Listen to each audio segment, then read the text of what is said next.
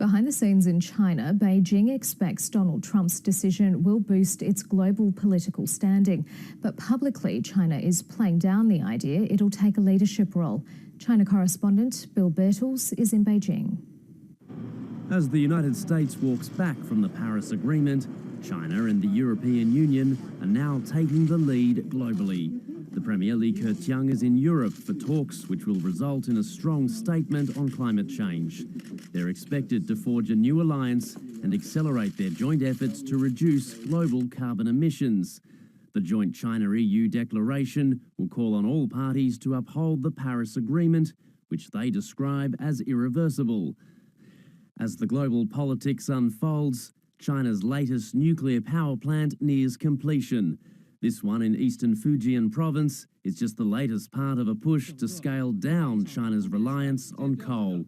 Across the country, nuclear, hydro, solar and wind now power more than a fifth of the country's massive electricity needs. China will stay committed to upholding and promoting global governance on climate change and will work with others to safeguard the outcomes of the Paris Agreement. China's long been criticised for its environmental record, but is seeing the US withdrawal and its closer ties with Europe as a rare opportunity. With the US climate retreat from Paris Agreement, there is a vacuum of leadership that countries need to fill.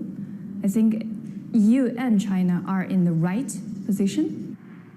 China's surged ahead of the US as the world's top polluter, but officials say coal use has fallen in the past 3 years, and government subsidies are helping China become a wind turbine and solar powerhouse. We will see that China will continue and to reduce the coal use and promote the renewable and other clean energy.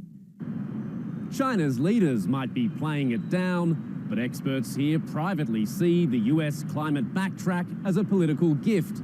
Not only does it enhance Beijing's prestige, but it could help China dominate green energy projects from Africa to Asia and beyond. Bill Birtles, ABC News, Beijing.